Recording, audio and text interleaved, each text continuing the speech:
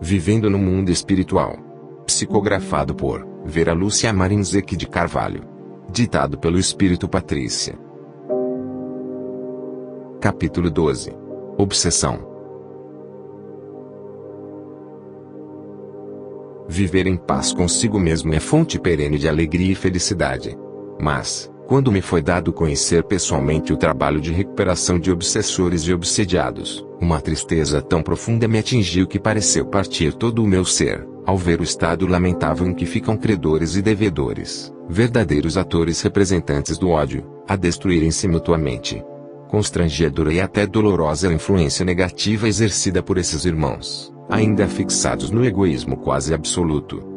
Difícil é o trabalho de socorro a eles, exigindo dos espíritos que se dedicam a esse mistério dedicação e paciência tão grandes que chegamos a ver nessa atitude o reflexo do amor divino, amor sem fronteiras, vencedor do tempo e do espaço, na busca da recuperação de seus filhos.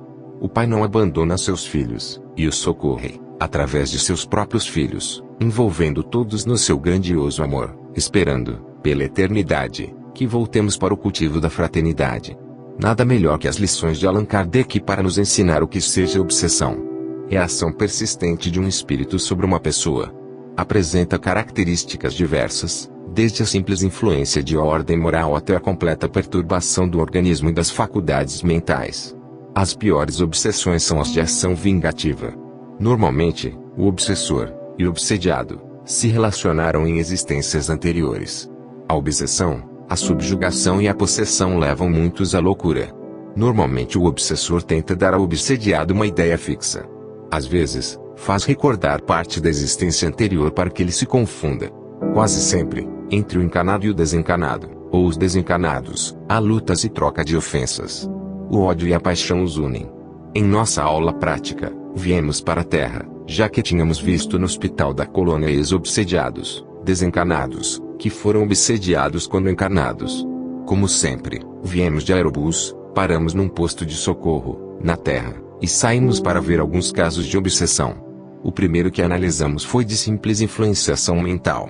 Como de um desencanado que não sabia que desencanara e estava perto, encostado, em uma encarnada, uma menina, vampirizando suas energias, ou melhor, trocando energias.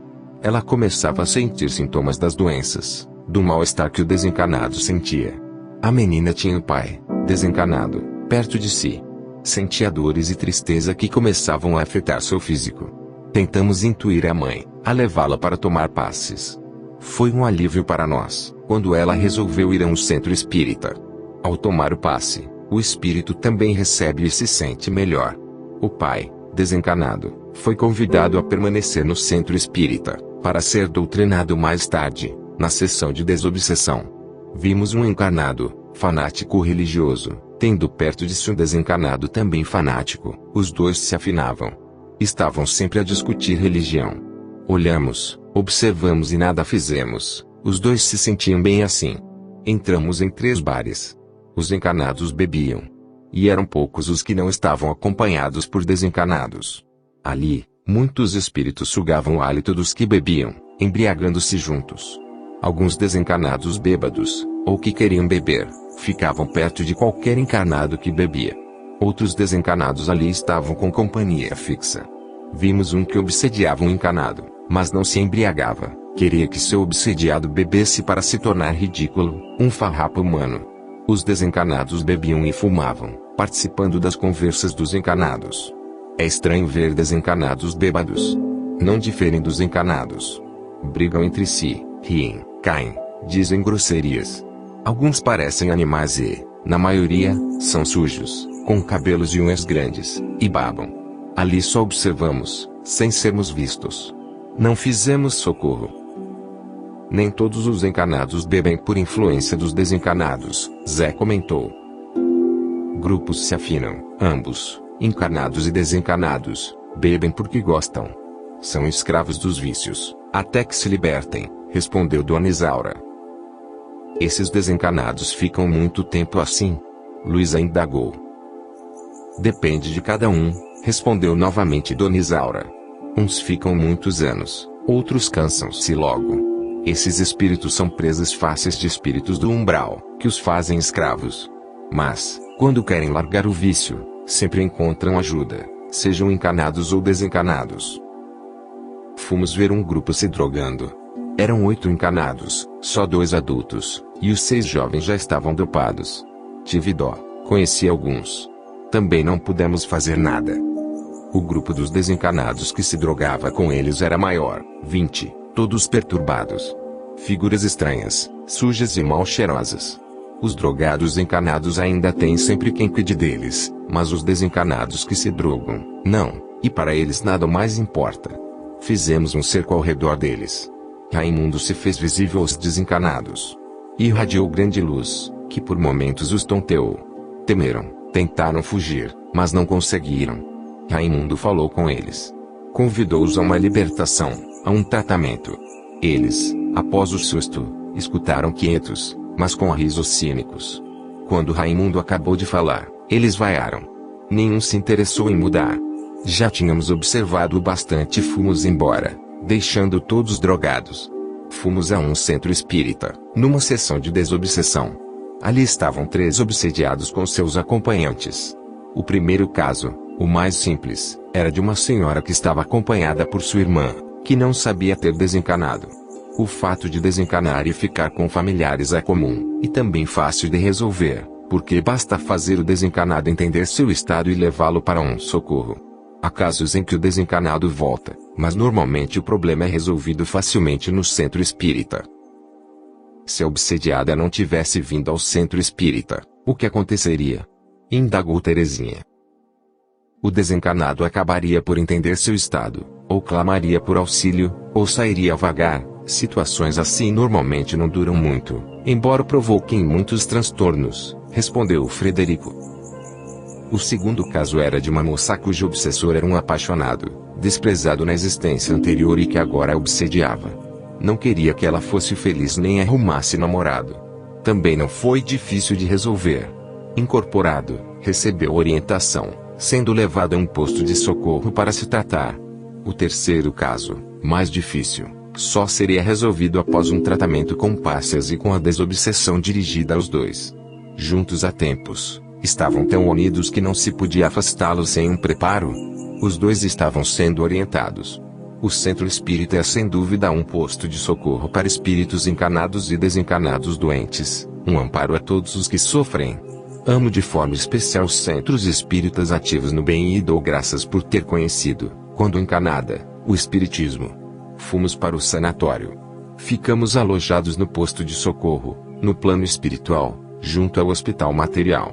O posto é muito bonito, simples, confortável, bem moderno e aparelhado. A equipe dos desencanados de lá auxilia também os encanados doentes. Ali ficamos 4 dias. Chegamos à noite e fomos descansar. No dia seguinte cedinho, fomos ao salão e fizemos orações pedindo ao Pai a compreensão para ajudar com sabedoria. Muitos dos internos estavam obsediados. Quando chegam a ponto de ficar doentes mentais é porque a obsessão existe há bastante tempo, e obsessões de muito tempo quase sempre danificam o físico. Necessitam os doentes de tratamento para a matéria.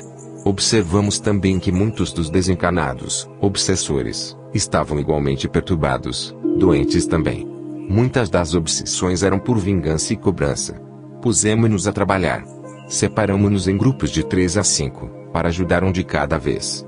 Quando essas excursões vêm a hospitais e sanatórios, os encarnados que cuidam dos doentes sempre comentam: que paz há por aqui.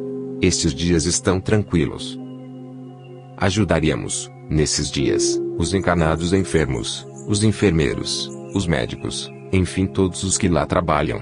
Meu grupo se aproximou de uma jovem negra, tinha 18 anos. Ao seu lado, uma moça branca desencanada. As duas, no passado, na encarnação anterior, apaixonaram-se pelo mesmo homem. A desencanada tinha se suicidado ao se ver desprezada. A jovem negra na outra encarnação não foi boa, cometeu muitos erros. Reencarnou com vontade de acertar, e é honesta. Apaixonou-se novamente pelo amor do passado. A outra, desencanada, não quis e não quer ver os 2 juntos, interferiu de tal forma, obsediando a rival, que ficou perturbada e foi internada no sanatório. O rapaz casou-se com outra. A desencanada não sabe. A jovem encanada falava o tempo todo em fogão. Ora ela era um fogão e, Quando falava isso, a desencarnada ria gargalhando. Ora falava que ganhou um fogão, que a cama era um fogão. A ideia fixa de fogão era a desencarnada que lhe dava, por ela ter se suicidado colocando fogo de um fogão no corpo. Tentamos conversar com a desencarnada, mas não foi fácil. Ouvia-nos sem entender bem, estava perturbada, e seu pensamento era só o de separar os dois. Fizemos círculos de orações, demos passes e, no quarto dia, acabamos por encaminhá-la a um socorro. Foi levada para uma das enfermarias, das que havíamos visitado, para doentes mentais na colônia. A encarnada também estava doente, mas com o tratamento certo logo ficaria boa. Vimos uma senhora que ocupava um quarto pago. Era de família de muitas posses. Ao seu lado estava uma negra que obsediava. A encarnada gostava de se enfeitar, a obsessora também, as duas pareciam amigas. Mas era só aparência. Ao tentarmos conversar com a desencarnada, vimos que ela odiava a outra, mas ao mesmo tempo gostava de viver perto dela. Escutou quieta nossa argumentação. Pensei que fosse naquela hora conosco. Mas nos disse, cínica: acabaram, já lhes dei muita atenção. Queiram retirar-se.